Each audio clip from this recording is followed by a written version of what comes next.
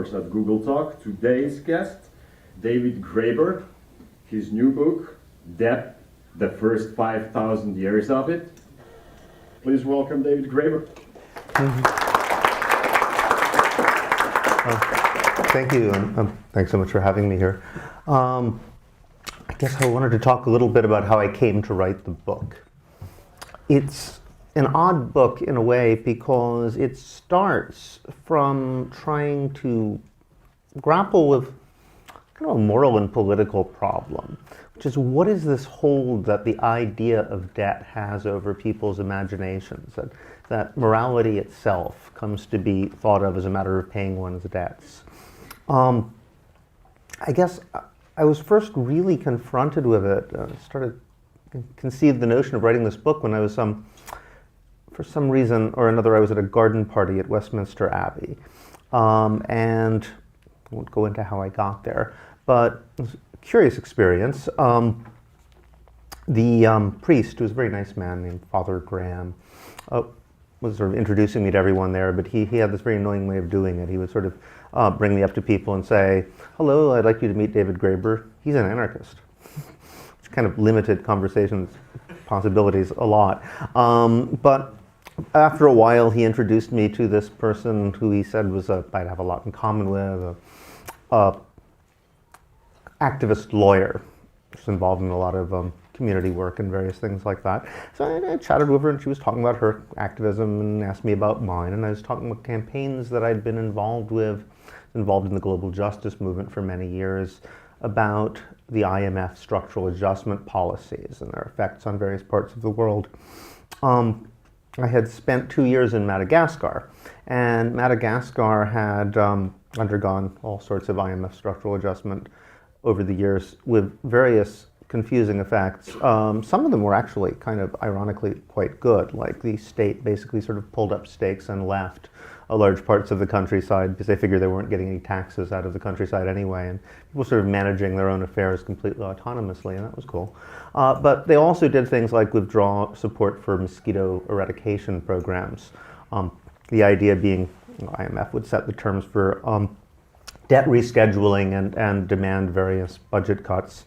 In this case, there was a program that had been put in 50 years before to wipe out malaria in the highlands, which had been very successful. People had all lost their immunity, but they couldn't afford to keep it up anymore when they had to cut the budget. And as a result, I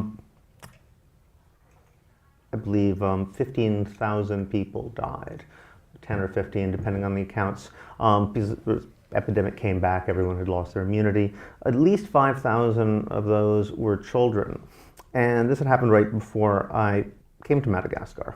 A lot of people were naturally quite devastated by the experience. And I was telling the story, and she was very sympathetic, and she said, "Well, yes, but what were you, as an activist, what were you proposing to do about this?" And I said, "Well, we were involved in the Drop the Debt campaign, this thing called Jubilee 2000. So the debt of the global south should be forgiven." And her reaction was somewhat shocked and mortified. She was like, "Well, but they borrowed the money, I mean, surely people have to pay their debts." It was something about the way it was just so commonsensical. And, as an activist, your first reaction when you see this is say, "Oh, that conversation, oh, right. I thought this was a friend. Okay, wait, which one do I do?" There's like 12 different responses you can do. Do I say, "Well, they didn't really borrow the money, some dictator who put it in a Swiss bank account"? Do you say, "Well, actually, they've paid the money about 20 times over at this point, just through the miracle of compounded interest, they'll never get out"?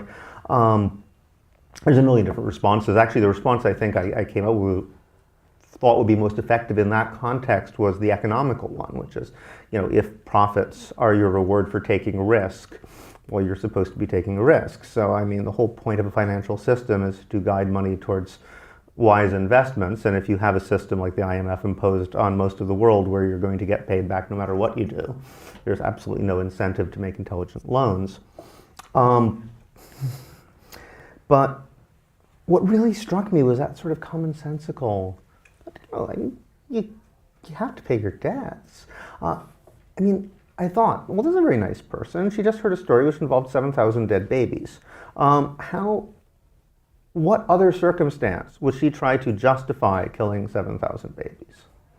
Probably not. So what is it about the idea of debt that it can justify things in people's minds that you'd almost never imagine defending otherwise? And it set me off, and I started thinking about debt itself. And the history of debt, what is debt? Where does it come from? How long have we been thinking in these terms? How long has it had this moral power? And I quickly, when I started doing initial research, discovered a number of rather surprising things. One of them was that no one has ever written a history of debt, which is kind of shocking because really there aren't that many things that no one's ever written a history of. If you think about it, people have written histories of salt. People have written histories of different types of fish. There's a French historian who wrote a history of shit. It's actually human waste disposal over the years. Pretty much anything you can think of, there's a guy who's written a history of that. How is it that no one's ever written a history of debt? People have written lots of histories of money, but the histories of money almost invariably turn out, when you look at them, to be histories of coinage, which itself is interesting when you consider that most transactions over world history have been credit transactions. And you can find histories of credit, but it's not exactly the same thing. So here's this thing which pervades every aspect of our lives. Modern nations run on deficit financing. Consumer economies run on debt. International relationships are all about debt. Yet, no one's quite sure what it is, and no one's written a history of the phenomena. So I started to work, and one of the first things I found was that most of our sort of basic common sense reigning assumptions about this are completely wrong. The other thing I found out is that this moral ambivalence, which is interesting, that sort of commonsensical, but of course you have to pay your debt, and then the argument, but actually really no, that doesn't make any sense. That conversation has been happening for about 5,000 years itself. Throughout the history of debt, conversations like that keep happening. It seems that there's almost no time and place where you can't find people, on the one hand, treating the payment of debts as simple morality, or even treating simple morality as the paying of debts.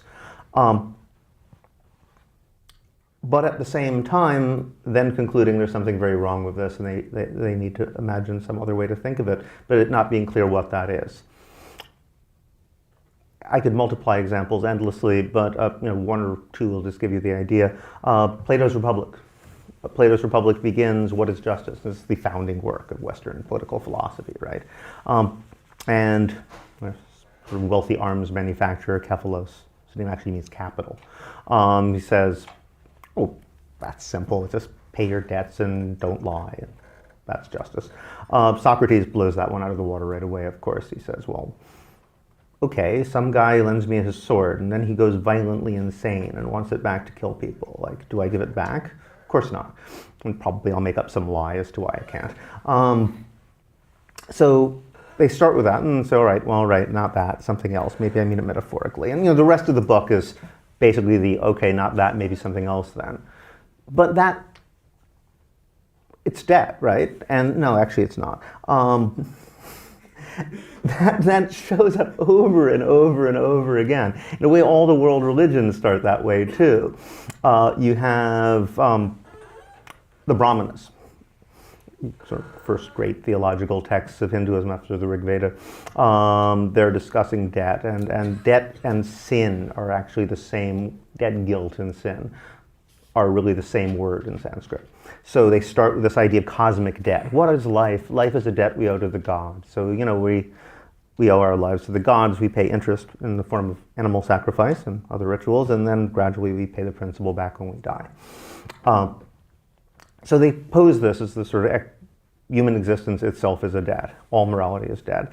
But as soon as they start extending it, it becomes clear that that's not really what they mean, because they say, well, you also have a existential debt not only to the gods and to the cosmos, but you have an existential debt to your parents. How do you pay them back? You become a parent. You owe a debt to the sages who created wisdom, like you're reading now. How do you pay that back? you become a sage. You learn things. You owe a debt to humanity as a whole for making your life possible. How do you pay back that? You're hospitable to strangers. But in every case, what you're doing is you are undermining the basis for saying there even is a debt. You're not paying it back, because after all, as in the example to parents, if somebody lends you money and you give the money to someone else, you're not actually paying it back. But what you are doing is you owe a debt to your parents, and then you become a parent. So you're annihilating the difference. You owe a debt to the sages, you become a sage. You owe a debt to humanity, you become humane. Could that apply to the cosmos? Well, yes, according to most Hindu scripture, that's exactly what's happening, because you are the cosmos. And if you think about it, the idea that you owe a debt to the cosmos, and this crops up again and again, debt to nature, debt to society, debt to these huge institutions larger than yourself, is kind of absurd, because a debt is a business transaction. And a business transaction is by definition an arrangement between two legally equivalent entities. They make a deal. Now, how would you enter into a business transaction with the entire universe, everything that is or has ever been, including yourself? You kind of make a deal with them. Well, it's absurd. So the only way to actually sort of undo the debt is what they're saying, is what you realize in rituals, if you're doing them right, is that you are the cosmos. There is no difference. So there is no basis to say there's a debt at all. So again, it's the same thing. You start morality is just debt, everything is a debt, but they say it in such a way that once you figure out what they're really saying no, actually it's not. Debt is absurd. Same thing happens in the Bible. In Aramaic, the word for debt and sin is also the same word. Actually, the Lord's Prayer, which we always remember through the Anglican translation, which is, forgive us our trespasses just as we forgive those who trespass against us. Translated into this odd private property terms. But the original Aramaic and the original John Wycliffe translation is debt. Forgive us our debts just as we forgive those who owe us money. But of course there's kind of a message there, right? Because we don't actually forgive those who owe us money, generally speaking. So in a way, it's a way of saying, like, you're a sinner. You don't deserve anything. But in fact, grace will come and you'll be forgiven. So what is sacred isn't actually paying back debts, it's forgiveness of debts, which was a tradition, going back to ancient Mesopotamian debt forgiveness and the biblical Jubilee, which is adopted from that, where periodically debts are canceled. And that is a divine act. So what's divine is not paying debts, what's divine is forgiving debts. Cancellation. So over and over, you have that same situation where people start with an assumption that morality and debt are the same. And they immediately say, except really they aren't, and sort of cast around for some other basis on which to think of a universal morality, often having a great deal of difficulty in doing so. It's even more complicated because when you do think of debt as sin, there's a question of who is the sinner. This crops up over and over again too, just about everywhere. The person who borrows the money has probably done something wrong, especially if they haven't paid it right away. The person who lent it is not doing much better. In fact, one thing that happens over and over again in so many different traditions is you find that borrowing money, or they frame morality as the obligation of the borrower to pay it back. So obligation, debt are considered the same thing. Morality is just doing your obligations, it's paying your debts. On the other hand, in almost every one of those traditions, money lenders are assumed to be evil. Well, it's kind of hard to square those. Sometimes in the same text, they'll just be sort of jockeying back and forth, trying to figure out who's the bad guy. There's a great Buddhist story from medieval Japan I use in the first chapter because it just brings it home so clearly. It's kind of a case of premature reincarnation. There's a Buddhist monk telling the story about some book about strange events in Japan in my day, which is maybe like 700 AD. There's some woman whose wife of the governor is a notorious local loan shark, and she terrorizes people, and so he's chasing them down. And we're fleeing the province in droves from her depredations. She dies, and after 3 days of saying prayer over the body, something horrible happens. The coffin opens and she jumps out, but she's half an ox. And this horrible monster that sort of lingers for a few days, and the family panics and is trying to give back all the money that they'd extracted from people, hoping that she'll just mercifully die and the whole episode will be over, which eventually she does. But the monk is reflecting on this, and he says, well, it says in the sutras that if you owe somebody money and you don't pay, well, this is bad because you're in mortal danger. You could be reborn as an ox in their barn. That's what happens to debtors a lot. But he says, I guess, well, if somebody owes you money and you're really giving them a hard time, then you could get reborn an ox in their barn. And that must be what was about to happen to her, but she was so bad, it wasn't even clear whose ox she was going to be born in, so she kind of turned into this monster. I thought about this, and I thought, well, yeah, it's a perfect example, because you're not going to be shaking somebody down unless they didn't pay. But if they didn't pay, then they're in danger of being born an ox in your barn. So, who's going to get... You can't both get born an ox in the other guy's barn. Somebody's got to be worse. So who decides? There's some sort of karmic balance. It's touch and go. Either one could actually end up an ox. And I think that really brings home the problem you always have in debt. One party is in moral peril, definitely. The other one, probably. And when you imagine all human relations as exchange, that's what crops up. There's a terrible ambivalence, therefore, about the very nature of human sociality. And sometimes people do it in a positive way. I should point out that one of the points I make in the book is that human relations are not all exchange. There are many different moral registers in which we interact with one another, and exchange is just one. But when you have exchange, exchange is a relationship between two equal partners where based on reciprocity, they should actually give each other an equivalent, maybe on the spot, maybe over time. If the transaction is not complete, there's a debt. But once it is complete, they're equal once again and they walk away. But the curious thing about that is it means that if you're working on the level of exchange, then you only have relationships with one another when the exchange is incomplete, in which case one party is definitely to blame because they haven't paid back what they owe. The other one might well be. It implies that sociality itself, human relations, only exist when somebody's done something wrong. When you have deeply commercial philosophies of life, often that's the conclusion. Other places, debt becomes good. It becomes the basis of sociality. It's very, very common in a lot of places. There's a great story I always sort of brings us home about these people called the Tiv who live in central Nigeria. And there's an anthropologist named Laura Bohannon. Wrote up her experiences when she first did field work there. So she shows up, gets a house, doesn't really know the language very well.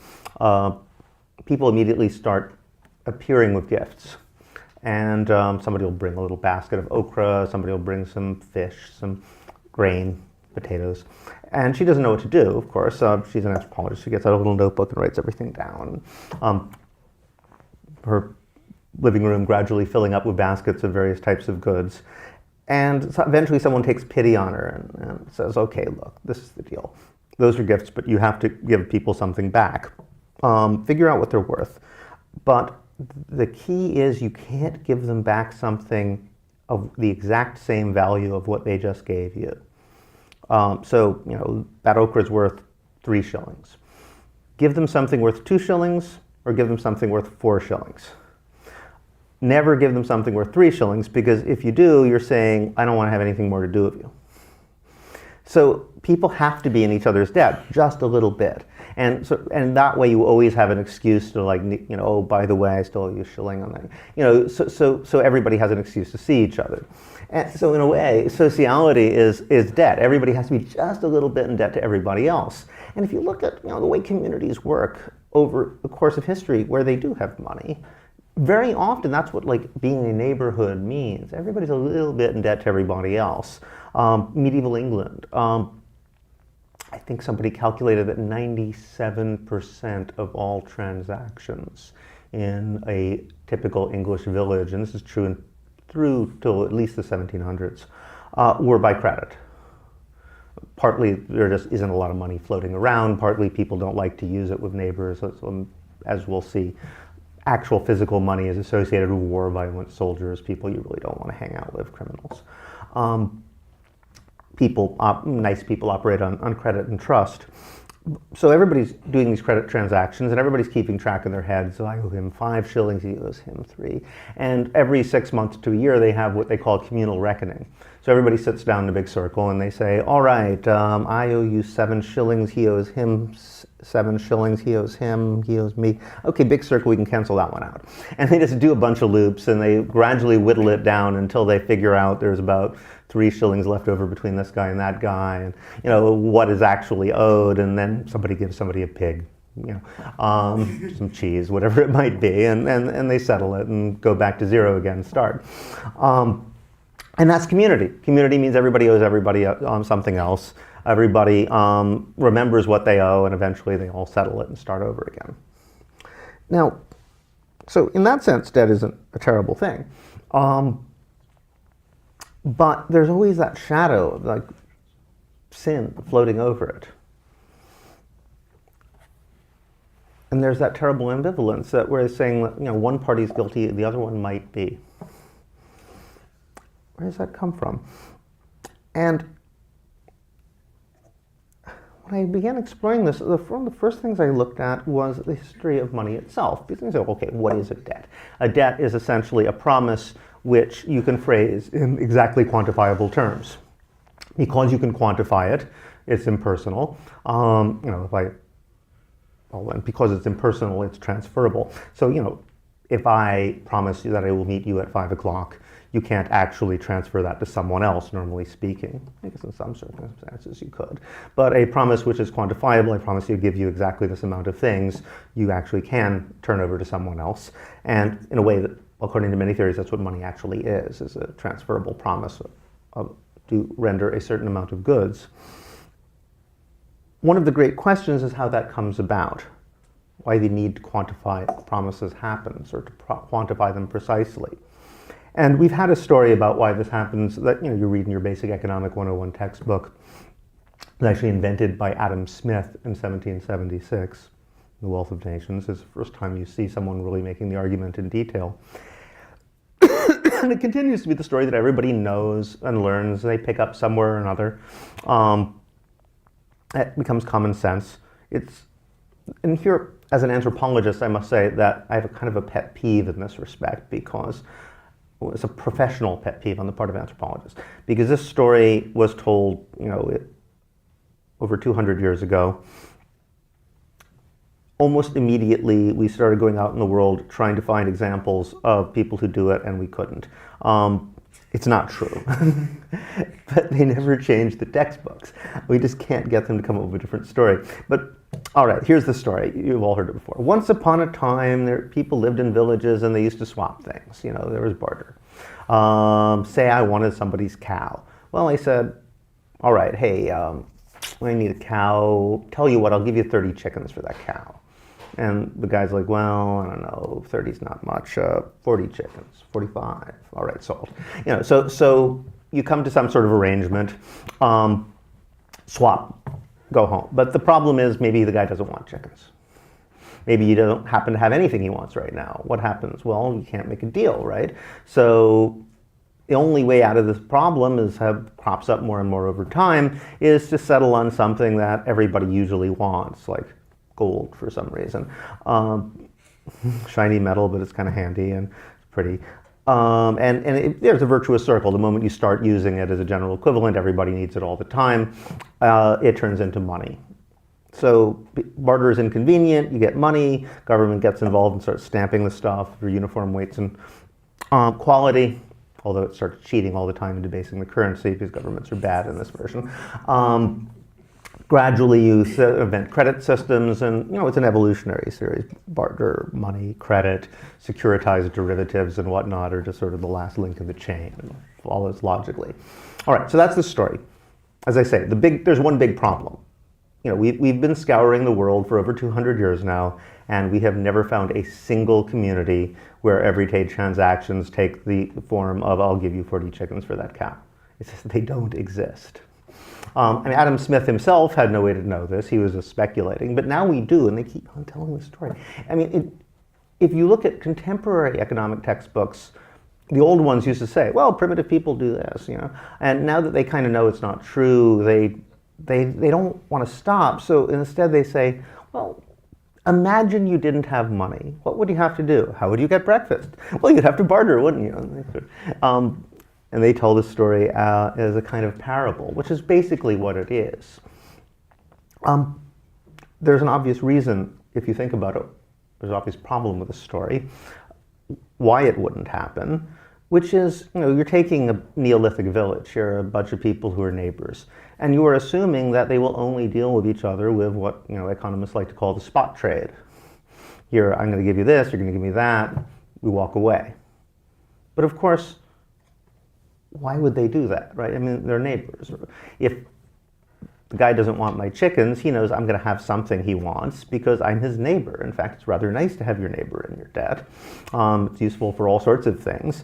So, even if you take this imaginary scenario here, these two guys in a Neolithic village, one wants a cow, what would really happen? Well, in fact, in many human societies, it is the case that if you praise somebody else's possession, it's almost impossible not to give it to the person who praises it.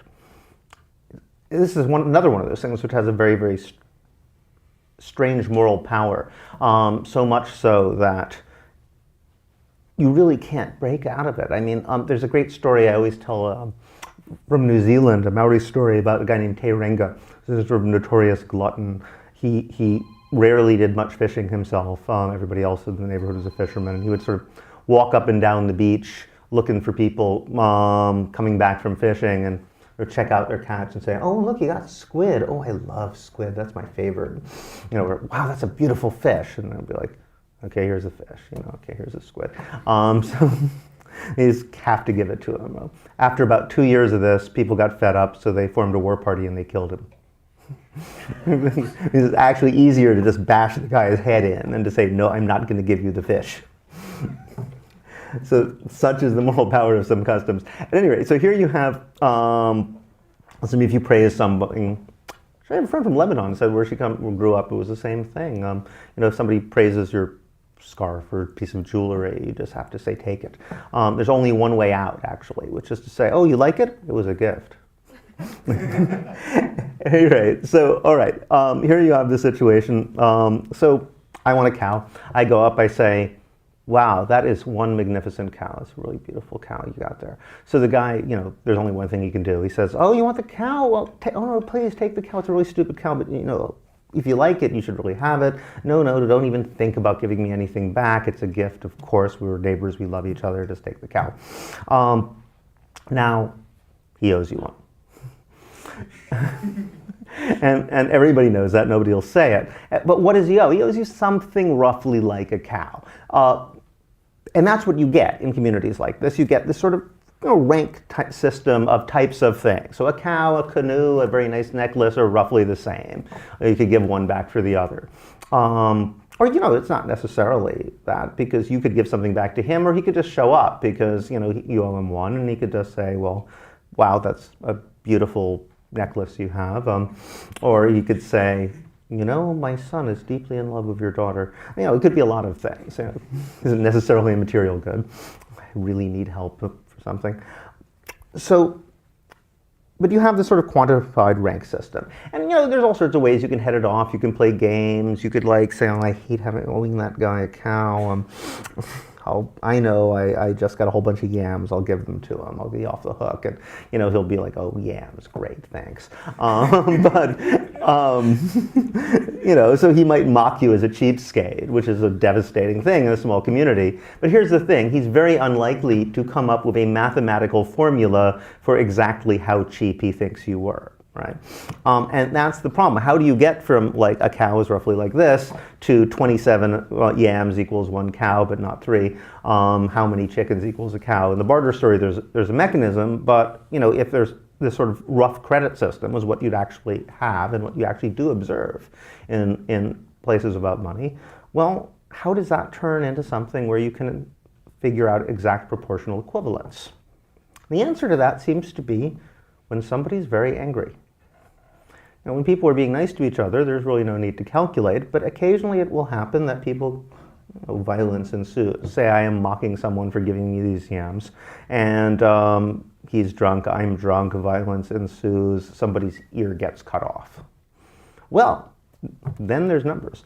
Very often, it is the case that even in places where you don't have markets for goods, you do have incredibly elaborate series of fines and penalties for damaged limbs. If you lose a finger, it's worth this much. If you lose a thumb, it's worth that much. If you lose an eye, if you have a gash like this large, and we'll measure the gash and how many chickens or heifers or silver plates or whatever it might be.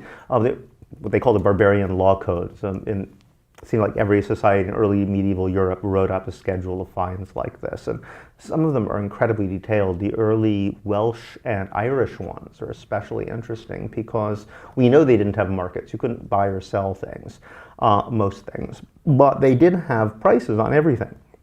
In fact, they specify the exact value of every single object likely to be found in a person's house, ranging from the silverware to the roof beams, everything, the curtains. Why? Because you will end up in a situation often where the law says you owe me 27 heifers, or this means war. Swords are pulled. People are not willing to compromise. You killed my brothers. You insulted my mother, whatever it might be. You need to pay penalties, and you don't have heifers. Well, then you actually need to figure out exactly what's equivalent to what.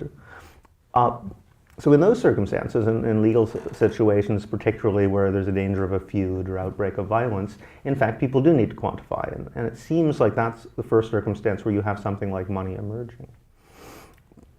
That association, then, of money and violence is a constant.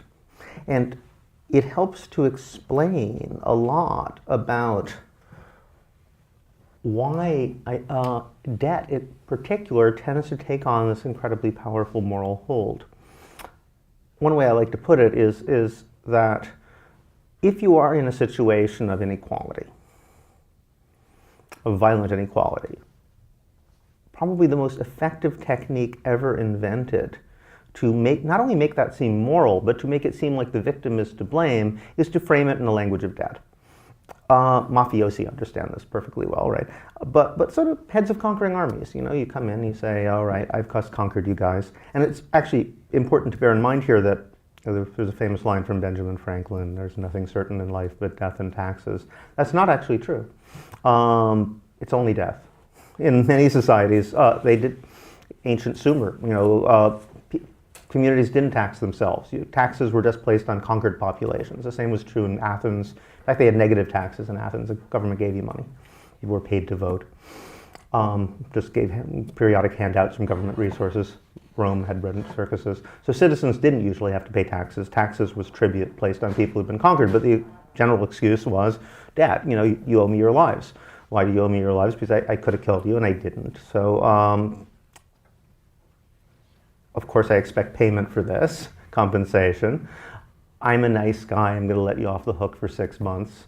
And if you're in trouble, we can negotiate something, but I do expect payment. And voila, you've turned a relation of violent inequality into a relation where the victims are running around feeling inadequate all the time, making terrible apologies for themselves, and you get to be the magnanimous nice guy.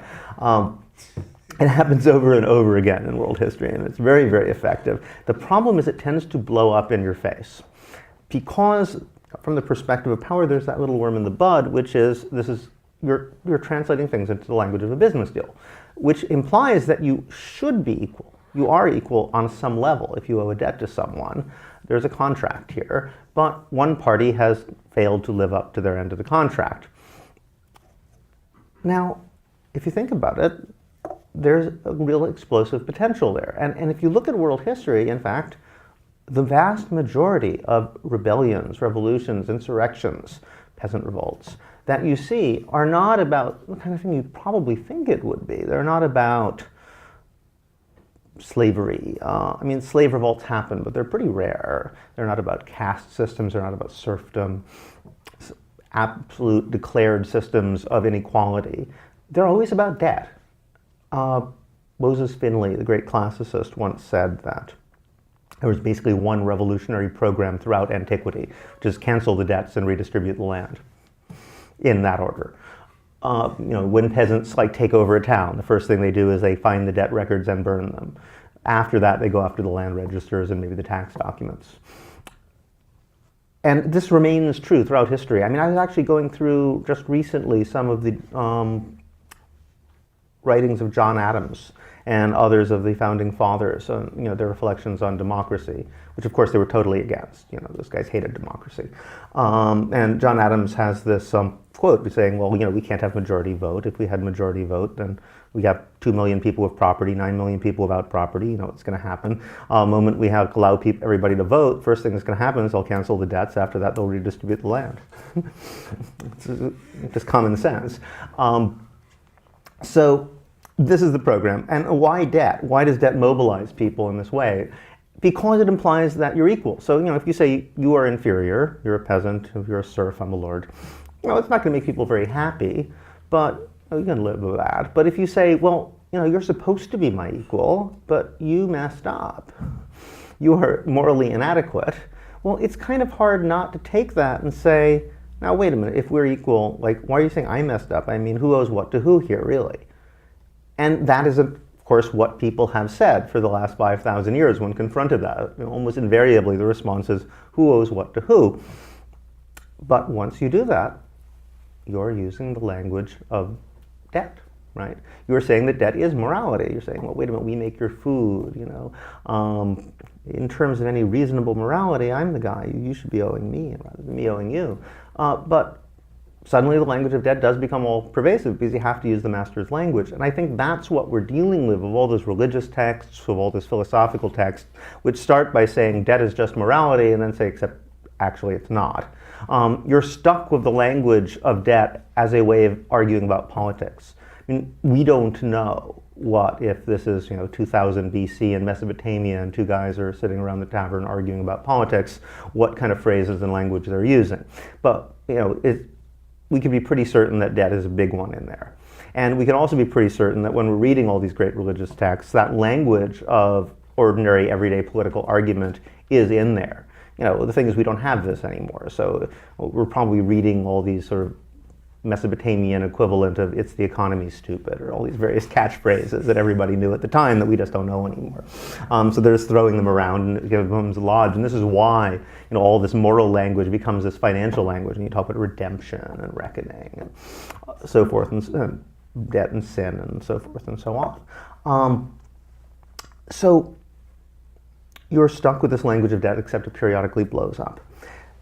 Next, when I started looking at the broad sweep of history, I thought, well, you can look at social movements and organization of society in those terms, and perhaps one of the most revealing ways of doing that is looking at the history of money itself. Remember, we have this paradigm. First there is barter, then there's money, then comes credit, and that's wrong. Not only is it wrong, it's actually backwards. Credit comes first. Somehow or other, by the time the sort of curtain comes up around 3500 BC in Mesopotamia, you already have very elaborate credit systems. Actually, the very first document we have, which talks about interest rates, is a political document by a king, Temna, I believe is his name, a Sumerian king, who's complaining about his neighbors occupying a stretch of territory which is rightfully his. And he says, well, they've been occupying this land for 20 years. If we calculate the rent we would have charged them had they been renting the same land, and then add a compounded interest rate, I calculate that they would actually owe us, 13 trillion shekels, or whatever, some insanely sum that no one could possibly pay. Obviously, this means war. So, you've already got compounded interest rates and so forth going on in the very, very first records that we have. People have expense accounts, bar tabs. It seems like almost all everyday transactions are on credit. And the evidence for that is scales, because they were denominating debts in silver, but they didn't actually make scales accurate enough to weigh out the tiny amounts of silver that would have been required to buy like a shirt or a hammer or something like that in the marketplace.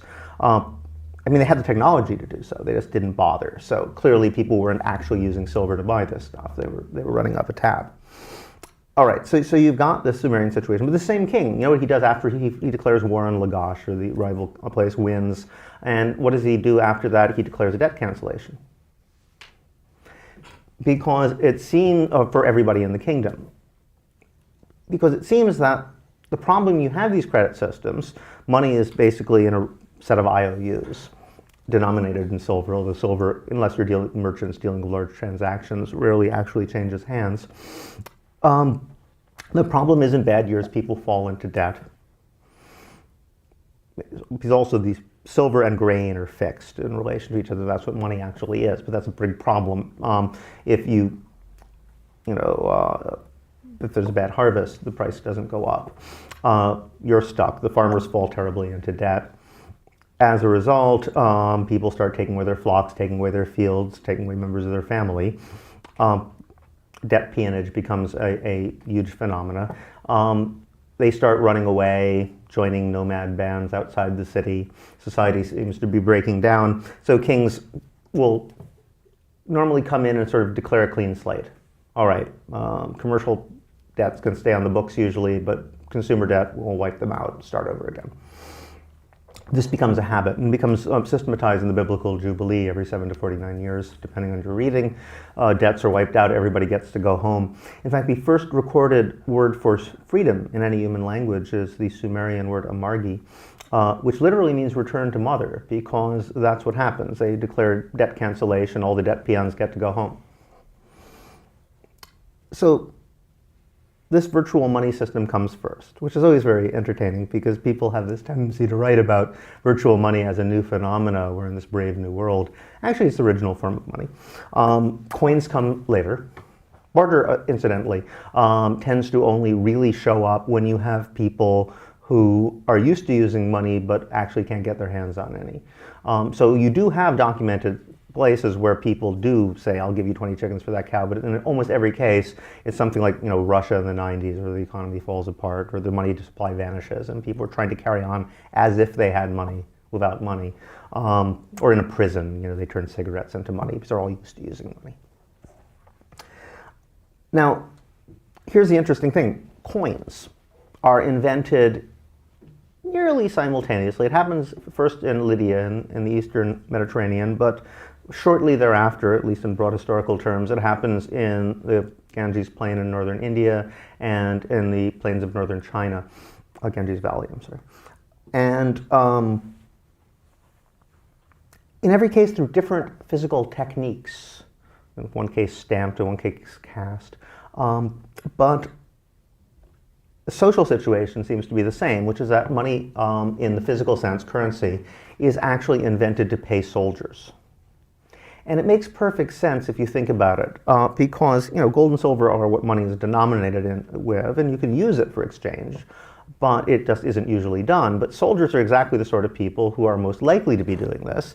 First of all, from the perspective of a soldier, gold and silver has a huge advantage over a credit arrangement, because you can't actually steal a credit arrangement. You can't run off of it. On the other hand, gold and silver, it's kind of your equivalent of the suitcase full of $100 bills. Nobody knows where it's from, nobody asks, anybody will take it. So for soldiers, that's very nice. You can also melt it down, divide it up into small portions. So soldiers are likely to be carrying around loot. And second of all, if you have elaborate credit arrangements as the major way of transacting, well, a heavily armed guy who's just passing through is probably the person you'd least like to extend credit to if you can possibly avoid it. If he's carrying around little bits of gold and silver, well, good. So cash markets, insofar as they seem to first emerge, will tend to emerge right around wherever armies are parked, or where they have recently looted things and are, trying to get rid of the little bits of gold and silver and acquire the wine, women, and song and various other things that they like. Governments very quickly get in on the deal. And in fact, one interesting thing is by the Adam Smith account, if money just sort of emerges from the need to get over the inconveniences of barter, well, it would be very hard to understand why governments demanded taxes in money. It might seem self-evident, but the moment you think about it, it isn't, because if gold and silver are just money, well, why not just grab the gold and silver mines? And in fact, governments would do that. Ancient kings would normally grab the gold and silver mines. In theory, you have all the gold and silver you want, you got all the money. Why would you then take the stuff, stamp your picture on it, give it to people, and say, okay, everybody in the kingdom has to give me one of these back again. Think about it, it's kind of odd. But it makes perfect sense if you're trying to feed an army. Here you have this army of 100,000 people. They're sitting in town on the border. Well, how are you going to get food to them? Under ancient conditions, unless they're next to the ocean, where it's easy, relatively easy to move stuff around, it's extremely difficult to move around large amounts of grain. They're going to eat everything within walking distance in a matter of weeks. So what are you going to do? Either you have to employ, another 100,000 people just bringing them stuff, or you can give them all tiny little pieces of metal with your picture on it and say, okay, everybody in the kingdom has to give me one back. Voila, you've just employed your entire population, getting soldiers things they want. And that's essentially what taxation systems have done throughout world history. I mean, colonial empires did this very, very self-consciously, like in Madagascar, where I was. First thing the French did, they said, okay, we've just conquered you. That was very expensive, outfitting an army, or you're going to have to pay us back for the cost of having conquered you. We will issue paper money, and you'll have to give, 10 of those back to us every year. It was a way of creating a market.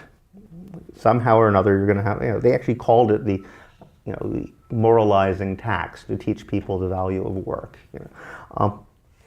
So money and taxes have been used throughout the centuries as ways of creating markets, which is very interesting because we have this assumption that markets and governments, and particularly war-making governments, are opposed principles, and that political choice for the last century or so has largely revolved around which one we're going to slant to. Are we going to go more on the government side, more on the market side? Those are the two sort of logical human possibilities. Ever since people like Herbert Spencer wrote in early 19th century, we've always assumed there's an opposition between these things. Historically, in fact, no. Markets tend to be created by governments as a side effect of military operations. They sometimes take on a life of their own, but the origins are very closely linked. So to go back to these periods of history, so you have this first period of virtual money. Coinage is invented around 600 BC. Karl Jaspers, the German existential philosopher, coined the phrase the axial age for this period. And he pointed out that almost all major schools, both of world philosophy and the great world religions, crop up within a relatively short period of time. If you extend it from 600 BC to 600 AD, it starts happening exactly the times and places where they invent coinage. It's uncanny. It's even in the same cities in Greece. Miletos, which is the place where first Greek city where they're using coins in everyday transactions, is where they invent Greek philosophy at exactly the same time. In China it happens, in India it happens. The world religions arise. The world religions arise largely as peace movements against these empires that are using the coins. And people have talked about axial ages as being characterized by a military coinage slavery complex. Actually, they say military coinage, but I'll throw in slavery. Because chattel slavery, which isn't a major institution either before or after in Indian and Chinese history, for example, becomes really big just in this little slice of time. People take these standing armies, they pay them in cash. Alexander's army, for example, I think it took half a ton of silver a day to pay the army. Where did they get the silver? Well, the armies would besiege cities, take lots of prisoners, enslave them, send them to the mines, and then they make more metal to feed the army again. So it became this giant cycle. So coins are actually found pretty much where armies are throughout the ancient world. In Rome, it was in Italy. 90% of all finds of Roman coins are in Italy and along the border, where the armies were stationed. All right, so axial age, you have this rise of world religions. They start as peace movements. There's this kind of mutual division of social territory in a way, because before that you don't really have impersonal markets, you have credit markets. When you have impersonal markets based on cash, the idea is, well, it's almost like saying, well, here's a space where, well, just think about material goods and getting as much of them for yourself as possible. And it almost makes sense that somebody, if you do that, someone else will say, all right, and here's the space, we'll call it religion, where we think about why material things are not important and why it's better to give than to receive, and charity and things like that always crop up as an idea. It never really existed before as a conception in human history, exactly the same places you get these impersonal markets as part of these religions. So you get that, but gradually, the empires come to a crisis. They start crumbling. They adopt the world religions. Confucianism in China. Ashoka adopts Buddhism. Constantine goes for Christianity. At exactly the moment the empire is starting to fall apart, it doesn't really work. Empires dissolve, and you get the Middle Ages, where once the standing armies dissolve, all the gold and silver basically gets put back in churches and monasteries. People go back to credit systems. And the world religions take over the regulation of these large, elaborate credit systems. And so, for example, in the Middle East, checks are invented and widely used. Already in Basra, around 800 or 900, people were reporting a majority of transactions in the marketplace are by check. Check is actually an Arab word, meaning check. Yeah, I always like to point out to people when they talk about financial globalization as if this is somehow a new phenomena. Like, think about the terms cash and checks.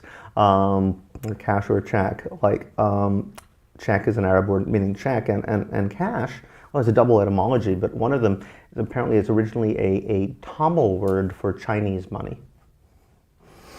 How did that happen? So, all right, so you have this world where people are going back to use of credit. We say, oh, in the Middle Ages, Europe reverted to barter. Not true. In fact, if you look at the records, they're not bartering things. They're actually using money, but they're using money that doesn't physically exist. So they're still using Roman currency and denominating everything in Roman currency until Charlemagne, and then they're using Carolingian currency, but the Carolingian currency only actually exists for maybe 20 years. And some of it doesn't exist at all. So like pounds, shillings, and pence originally come from Charlemagne's system. He never actually made pounds. He never got around to it. But they were using it to measure things. And they actually called this imaginary money. So whatever the king was actually putting out, that was one thing. But you had this sort of ideal system which spanned Europe. Everybody knew what it was. And so you could trade and do it on the basis of this money that didn't actually exist. And they actually even had a phenomenon they used to call crying up or crying down the currency. So a king could say, all right, whatever we're using right now, it used to be 17 of these pennies were a shilling. I'm going to change it, now it'll be 13. So he could inflate the currency if he was in debt, or if he wanted to raise taxes, he'd lower it. So he just rearranged whatever the currency was being used, which was only used for occasionally things, because again, most transactions were on credit in relation to, or they could recall it. I mean, the king sometimes said, okay, let's recall the money and I'll give it back again next year. And commerce would not stop because everything was based on credit systems. Similarly, in China, they invent paper money, which originally comes out of the government taking credit instruments that people are using and adopting it themselves. That's what they do in China. They any type of innovation, first they try to suppress it, and they say, okay, we'll do it for you. So it's all privatized in the Islamic world, and it becomes public in China. Actually, there are very opposite principles, but in Islam in particular, in this period, you get the first real free market ideology. And this is a fascinating thing. I mean, a lot of people will be very annoyed to learn this, but Adam Smith actually got most of his best ideas and best lines from medieval Islam. Like the pin factories actually comes from Al-Ghazali in 1100. He had a needle factory. No? Okay. And it's made possible by what? By Sharia, because Sharia is civil law that operates outside the purview of the state. And as a result, you can have markets, and since they get rid of usury, that's the other thing that happens. Instead of debt cancellation, which is continued in China, but in other places, they instead just get rid of interest taking. It's illegal. Debt peonage becomes illegal. And so in Islam, since they don't have that, they can have these markets that operate completely outside of the purview of the state. You could write a check in Mali and cash it in Indonesia, and it's all civil courts that take care of it. So it's the first time you really get an idea that markets run by themselves and don't really need governments. But since they are have a real free market, which isn't enforced by the state, they don't assume it's all about competition. That's like a minor element. The assumption is that it's all really an extension of mutual aid. All right, so be this as it may, you get that world of the Middle Ages, which looks surprisingly good. You know, slavery largely disappears. I mean, it's kind of rough in Western Europe, but Western Europe is kind of a barbarian backwater anyway.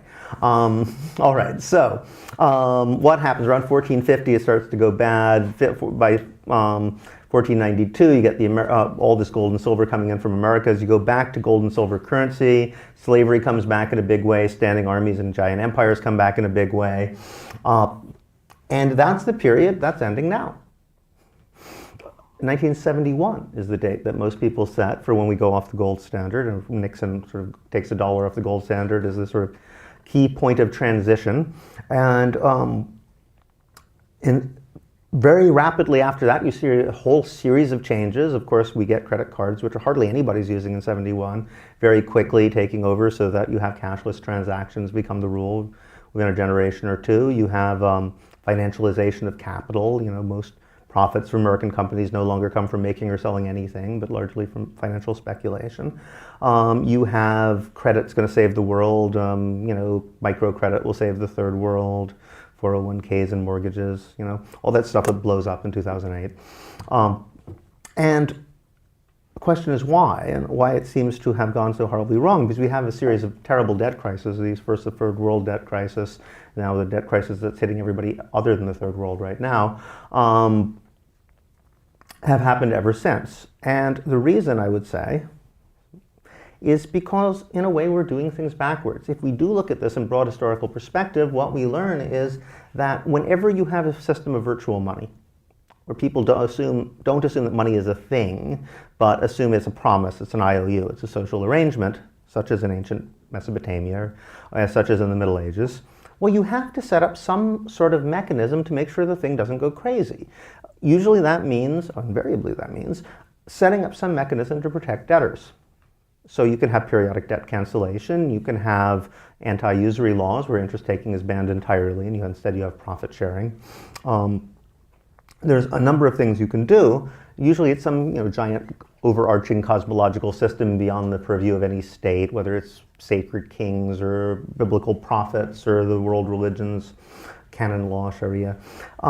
Be it as it may, it has to be something big. Now, we do set up giant overarching institutions like that nowadays, but what do? We set up the IMF to protect creditors against debtors. Basically, we did it backwards. S&P, all these other institutions like that, they come up with this idea that nobody should ever default, which is absurd. And sure enough, we have endless series of debt crises. In fact, I like to say, when I'm being provocative, which is often, I like to say that the sort of idea that people had in most of world history of the worst case scenarios, everybody falls so deeply into debt that they start having to sell themselves into slavery. It's like nightmare scenario. This is what we always want to prevent, and that's why we have all these laws. Well, if Aristotle were here today, he would probably think that the distinction between being so indebted that you are selling yourself to work for others all day long, 12 hours a day, or being so indebted that you are renting yourself to work for others all day long, 12 hours a day, as something of a legalistic distinction. You would think this is it. This is the nightmare debt trap, and most people in the world are falling into it. But, if you look at this in broad historical terms, you'll also see that 30 years or 40 years is nothing. We're talking about 500-year cycles here. And people are beginning to wake up to this. We still have time to get it right. And I think the social movements that are coming out since 2008 around issues of debt are precisely recognizing that. If we're moving into a period of virtual money, money is just a promise that we make to each other. It's just a set of IOUs and social arrangements. Those can always be rearranged. You make a promise to someone, circumstances change, you negotiate. And the big players always do that with each other, as we've discovered in 2008, when trillions of dollars of debt was made to disappear by the waving of various types of magical wands.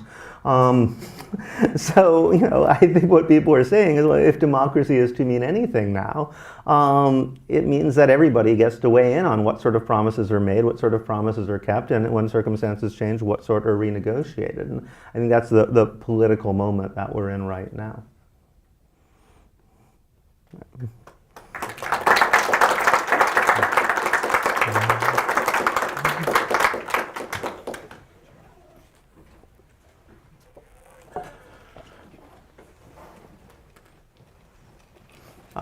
A question, yes. So in this, I have to say it's fascinating, thing along the same line.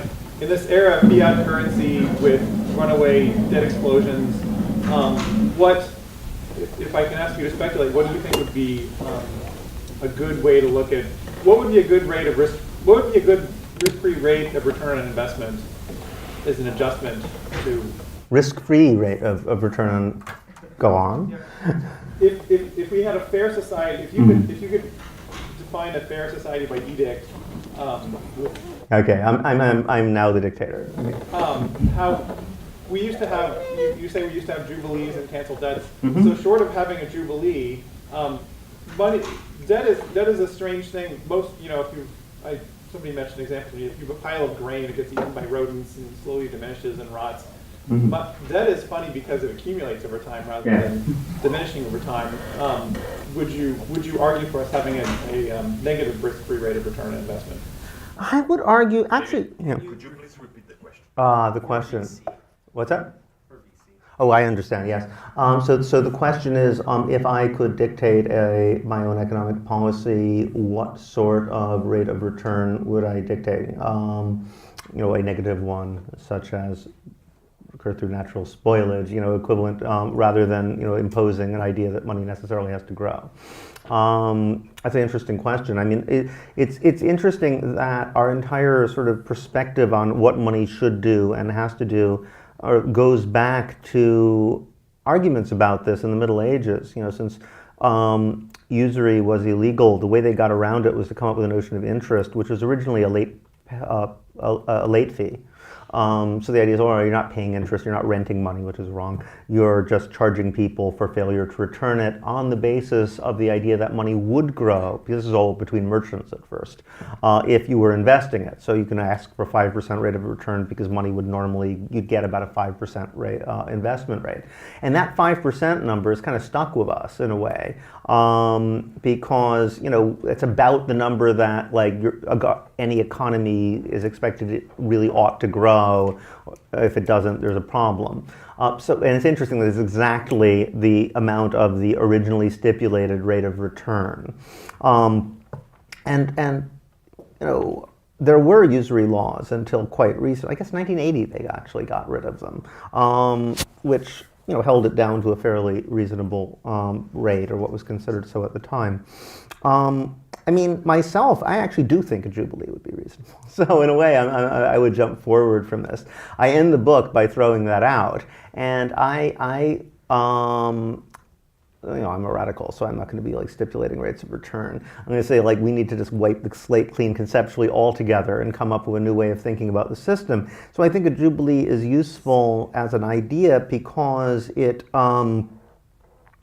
it's not only would it be nice, because a lot of people could really use debt forgiveness right now. A lot of the big players got it, and everybody else didn't.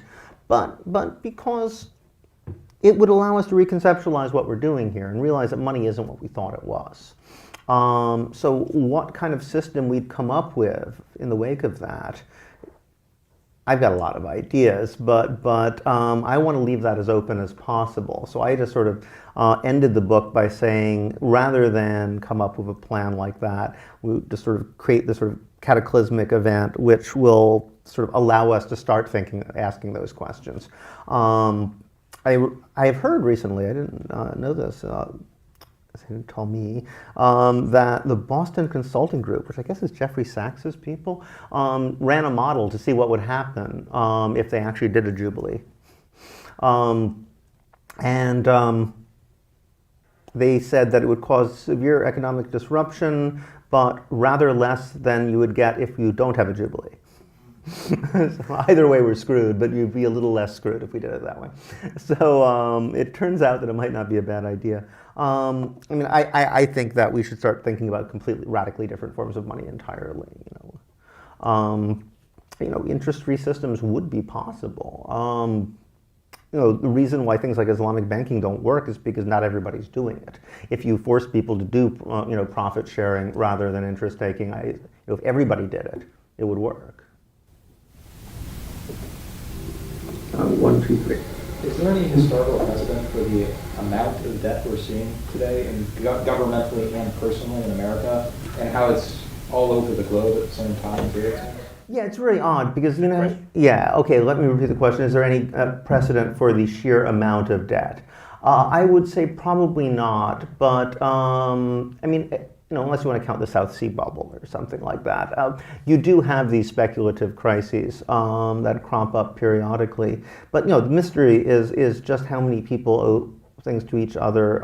You have to start asking yourself, well, who's it all owed to? Everybody seems to be in debt. It's sort of puzzling in a way. I would say no. And one reason why is because there seems to be this feeling since the 70s that basically all social problems can be solved through debt.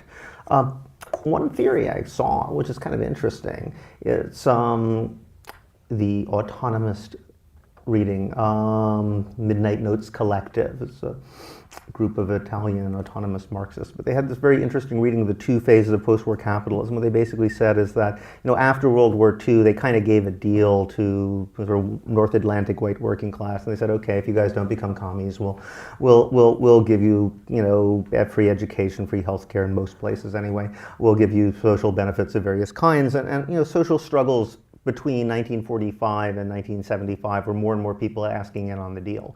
And there was a tie between productivity and wages. So the lines go up together, increases of productivity are met with increases of wages. Since the 70s, the deal is clearly off. And one reason is because they reached a kind of crisis of inclusion. That you can't actually give that deal to everybody without fundamentally changing the nature of the system. So first minorities, so you have the civil rights movement, other people who've been left out of the deal want in, people in the global south want in, women want in, feminist movement, reaches the point where it just sort of snaps. And you have this fiscal crisis, oil crunch, ecological crisis, and they say, all right, deal off. We'll give you another deal. No longer will wages be connected with productivity. You can all have political rights because political rights don't necessarily give you any economic benefits, but you can have credit. So credit solves everything. Everybody's being, that's why you have microcredit saves the third world, why you have 401ks and mortgages, and there's this huge extension of credit. And you could say the same thing happened, right? More and more people want in on the deal. And more and more people are getting credit to the point where people, they're just doing these crazy subprime scams and things like that are beginning to run the system. And when it cracks, it looks almost exactly the same. You get the oil shock, you get the financial crisis, you get the visions of ecological catastrophe. It's the same thing all over again, except at this point, it's not clear what they're going to come up with next. So in that sense, yeah, you have this unprecedented series of bubbles and built on bubbles. And I'm speaking as someone who was working in the global justice movement, and we were doing our studies for the G20, and we was part of several intellectual collectives where they the activists kind of told us, all right, well, they're all meeting to come up with their evil plan, tell us what their evil plan is likely to do so we can oppose it. And so we'd figure it out, I guess they're going to have to do green capitalism, declare an emergency. We had various ideas for what would be a viable solution. And they kept not doing it. They just fight each other. And it's in fact, one of the reasons why the global justice movement fell into such a problem is at least in the 2000, we knew what their evil plan was, and we could oppose it. And now they don't seem to be able to come up with one. We had better ideas for their evil plan than they did. So we were just sitting around saying, well, come on, guys, come up with your formula. We can fight you. And they wouldn't. So they're sort of stuck on this credit bubble system. It fell apart, and they haven't quite come up with what they're going to do next. So I'm waiting. So taking the other side of coin, the debtors get extra help. Why should anybody pay the debt at all? Why should anybody pay debt at all? Well, you could say the same question of all those guys who were bailed out on the bankers. Moral hazard works on both sides. Well, it's the same case. Yeah, I don't think that they should have been helped either.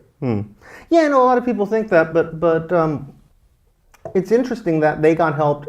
Because as a lot of people point out, all this mortgage debt, if they just paid off the mortgages, that would have bailed out the banks in itself. But they chose to give it to the banks and not to the mortgage holders. And this is a pattern that you do see throughout world history, is that debt means something totally different, depends on who it's between. When you have debt, between two poor people, if somebody wants to make a loan to their brother, it's usually because they want to give him a gift, but they don't want to say that, save face, say it's a loan. If he can pay you back, he will. Between equals, between people who know and like and trust each other, debt is just a broad morals feeling that you should, come through for somebody. And between the big players, it's the same too. I mean, you see this all throughout history, like, even early Sumerian documents, you have people saying, oh, well, of course you're not going to charge me interest because we're both gentlemen, this sort of thing. When the big players are in trouble, debt can always be renegotiated too. What seems to be sacred or treated as if it were sacred is not debts between equals, but debts between the people on top and the people on the bottom, because all of a sudden it takes on a completely different color. So yeah, I suppose you could come up with a morality saying like even equals should treat debt as exact, precise, quantifiable, and unforgivable, but it seems that you're not going to convince people who actually like each other to not forgive each other when they're in trouble. Instead, it seems more reasonable to expect everybody to do it. Apply that uniformly, rather, because that philosophy of debt as something that can never be forgiven, as something that is sacred, really only crops up in situations of sort of structural coercion, of extreme inequality.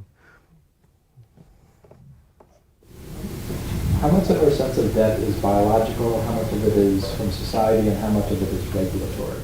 Okay, so the question is how much of our sense of debt is biological, how much of it is from society, and how much is regulatory? By regulatory, you mean just sort of imposed by... Or to make everything work right. Right. I see. Well, I mean, in terms of biological... My argument in terms of biological, instincts is, it's not like they don't exist. Clearly they do. And I think it's very naive when people say, oh, we're just a tabula rasa written on by society. No, we're not. We have all sorts of urges. But I would emphasize the all sorts. Generally speaking, in any situation, we have biological drives like making us do 1,000 different contradictory things. So, freedom is our decision which one to act on. In the book, I sort of map out 3 different sort of ways of thinking about the morality of giving and taking of things, one of which I call communism, from each according to their abilities to each according to their needs, one of which I call exchange, and one of which I call hierarchy. Exchange is based on principles of reciprocity, but hierarchy is based not on the opposite. It's like if you do something, you're expected to do it again. And all of these things are operative at any moment, and you could and usually what you're doing is a kind of mix of these different types of principles. So biologically and even that kind of fundamental sociality, there is a degree to which you're always going to be able to think of things in terms of debt, but it's never the only way. So you're always playing around with sort of different ways you could frame it. And in terms of regulation, well, what's interesting is when you try to justify things in the big picture, very often that's when you fall back on a language of debt and reciprocity. You see this all the time, with dealing with feudal lords in the Middle Ages. If you give somebody a gift, you're expected to do the same thing again next year. In fact, you need a special document, like if I give a gift to a king, I have to make him sign a paper saying I don't have to do that next year, because anything you do between unequals is a precedent, you have to do it again. However, then when they want to talk about what is justice, why is our society just, they'll say, well, it's all reciprocity, lords fight for everyone, and priests pray for everyone, and peasants make food for everyone, and it's all this sort of equal swap. It's completely, and has nothing to do with the way things actually operate on the ground. So we might call this a sort of like overall social regulatory or justification level, where people are saying, nobody actually says, well, you haven't really been fighting for me very much this year, so I'm going to give you less food. Or your prayer level is down, or you've been praying more, so we're going to give you more. It's nothing to do with the way people actually interact, but they like to think of this idea of debt and reciprocity as a language to justify social relations, which often operate on completely different principles. Yes. believe it. I live in San Francisco, and there's 14,000 people since 2008 who have either had their houses foreclosed or are in process, as banks were bailed out instead of mortgages paid, and I think 2 million in California. Are there historical precedents, or what would it look like to build a movement for a jubilee to relieve our debts instead of bankers? Well, there's a huge history of that. Peter Linebaugh has, I'm sorry, the question is, there's massive foreclosures going on here in California, including San Francisco. People are being kicked out of their homes by banks that have themselves been bailed out by the public, including those people who've been kicked out from their homes. And what would it take to create a mass movement? Are there historical precedents for that? The answer is yeah. As I say, the vast majority of social movements that have existed in history have been about debt. There have been debt strikes. There have been, seizing and destroying the records, which of course electronically is now harder to do. In the Depression, there was a systematic policy of disrupting sales when they'd foreclose on farms. All the farmers in the neighborhood would show up at the auction with guns, and somebody would bid $1. No one dared to say anything else, and they'd give it back to the farmer again. So there's a huge amount of precedent for that sort of thing, but you can never do it the same way twice. The problem with organizing debtors politically is that debt is very alienating. It's much easier to organize people when you have a bunch of farmers in a neighborhood, they know each other. But what we have now is, most people who have student loan debt, mortgage debt, don't actually know people in the same situation, or people are even ashamed to admit it. There's really no forum in which people can compare notes and come up with common strategies. So one strategy that people have been using has been some sort of pledge. Some people are doing a student loan project where they're saying, all right, if we get 1 million signatures, we'll all stop paying simultaneously. But it has to be something like that, because it's very, very difficult to build you're taking such a risk when you default or when you threaten to. You're taking such a risk that it's very difficult to do that based on trust of other people you don't know. So that's the question, how you organize people to begin with to do.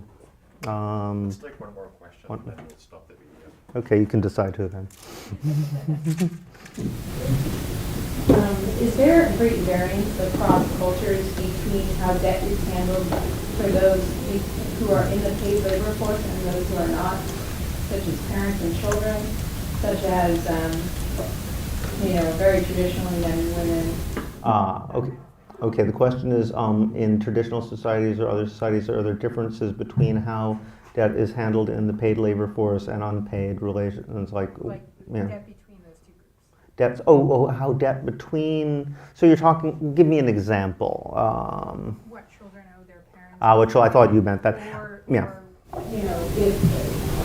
before you could only work inside the home, couldn't really give your goods out to people outside of that. How would that work between you and anybody else who wasn't able to answer that? Right. So how do you deal with the relationship between debts between people within a household or where there's a community of property and between you and outsiders?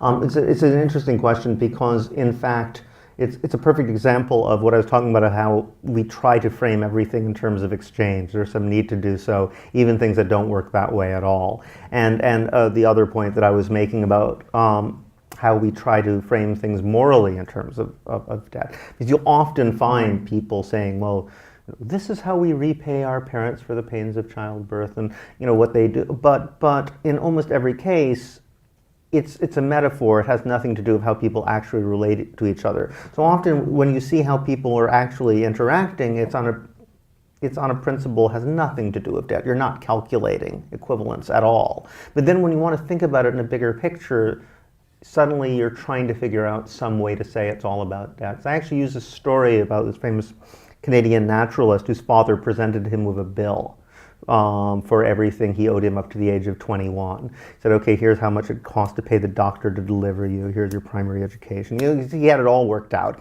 And he said, and he gave him the bill, and the guy paid it and said, fine, to hell with you, I'm never going to speak to you again, and walked off. But that's what it basically means, because when you're paying a debt, it implies we need to have no further relations. So the idea of actually paying a debt between people that you love is utterly insulting. You'd only do it if you really want to have nothing further to do with each other.